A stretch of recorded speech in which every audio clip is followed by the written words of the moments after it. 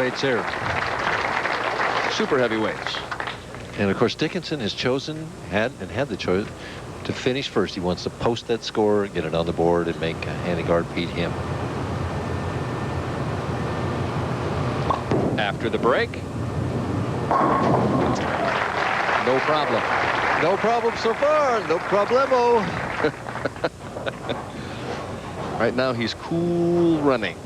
He is cool, I'll tell you. But so is this guy. Dickinson, first time he's ever led 2 tournaments in a row. He said he never made 2 telecasts in a row before. Split with Handegard. This is the rubber match. Bang. Just the way he opened up last week's final game. Gary just as smooth as silk. As he goes to that line with that semi-controlled arm swing. Holds the ball up by the chin.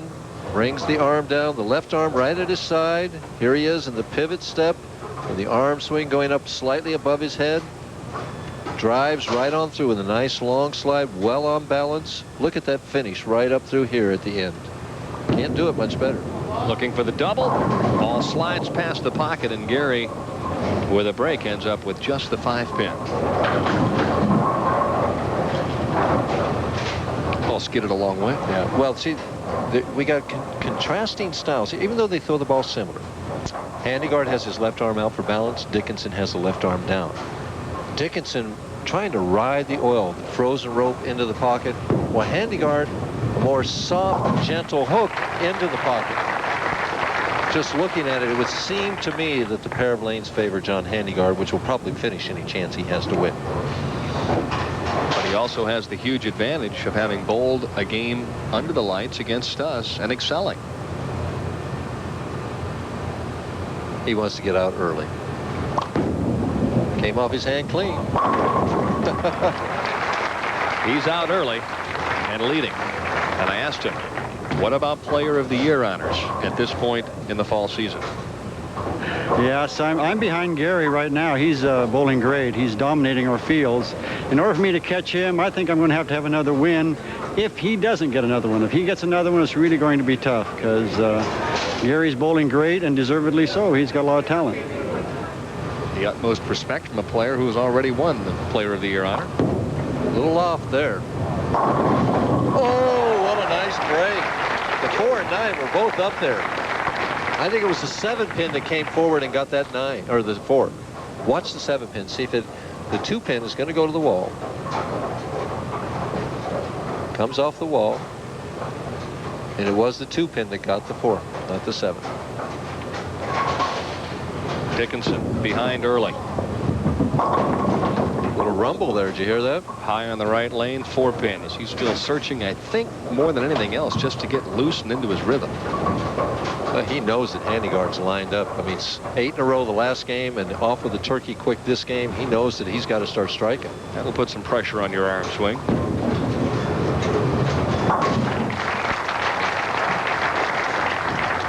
As he lets it go here, Gary always did have a high track here. Stays right behind Will. Looks like he got a little turn there at the end. You wouldn't think that that would rumble, but it did. Right about now, it starts hitting that thumb hole. Maybe it was a good thing because the ball could have gone higher and he broke up the split. And sliding past the head pin on the left-hand lane the last trip. Plenty more roll on this shot and a beauty. So a strike on the left-hand lane. And that at least starts him in the right direction. Hey, Gary, what I've noticed on the senior tour is he's just so relaxed. He just seems at peace with himself and very, very confident.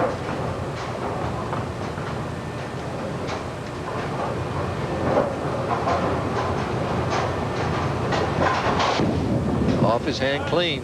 Oh, Handegard is having no problem getting the 10-pin out on those medium to half hits, Mike. That's impressive. Oh, it is impressive, especially when he told me that he did not bowl well in the night blocks. I mean, the morning blocks, as we look at his outline there, 55, 185 pounds, 7 titles. He's trying to change that to 8. Now watch this shot. Comes off his hand clean, just right of the third arrow. Now watch the 6-pin here, Dan. Comes off that sideboard just alive, knocks out the 10. Plenty of energy. Trying for for 5 in a row to open up the title match, and this time the 10-pin stands tall. No sooner do we talk about it than boom, he leaves the 10. So why did we talk about it? That's what the viewers at home are saying. You Okay. guys did it. Gary's thankful we talked about it. Yes, he is. He wants a chance in this match. He better strike the next 2 times up. I hear you. He knows that.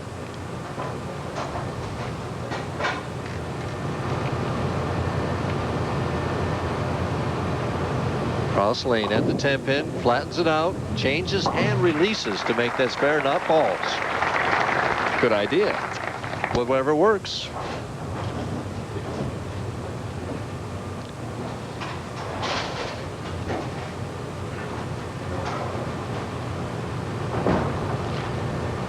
A little extra time down. Needs a strike, more loft, more fingers, and no luck whatsoever for Gary Dickinson on the right-hand lane. Had a lot of things going at that 10, but it wouldn't knock it over. He wanted that desperately. He certainly did. Gary, one of the best spare shooters of all time at the 10-pin. You mentioned that he had never even made 2 shows in a row on the national tour. I asked him, hey, what about winning 2 titles in a row out here on the senior tour? No, in fact, we were talking about that a little bit earlier. I think this is the first time I've ever made 2 TV shows in a row. I've made a lot of finals, you know, in a row and things like that. But this is the first time I've ever made 2 TV shows in a row. So obviously it'd be the first time I'd ever have a chance to win 2 tournaments in a row. He has his work cut out. Ooh, the fast 8. First time I've seen that in ages with this urethane equipment of today. The ball kind of hooked early and set up with good speed, and the 2 just flew over the top of the 4-7. And Gary is just searching and hunting, trying to find the right combination as quickly as he can, as we see the 2 fly right over. It nicks the 4, but doesn't knock it over. And Handegard definitely in the proverbial catbird seat. He'd have to give this one away, almost, it appears, for Dickinson to win. Handegard ahead by 32. Although they say if you can do it with a pencil, you can do it with a bowling ball, so Dickinson can still do it with a pencil.